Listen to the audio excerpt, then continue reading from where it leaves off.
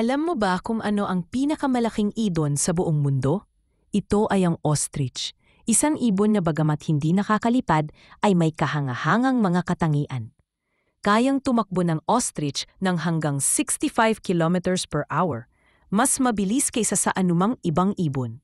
Ang itlog ng ostrich ay ang pinakamalaki sa lahat ng itlog ng ibon, kasing laki ng 24 na itlog ng manok. Kahit bagong silang pa lamang, ang mga sisiw nito ay may taas na 30 centimeters. Sa pagtanda, ang mga adult ostrich ay maaaring mas matangkad ng 1 metro kaysa sa karaniwang tao.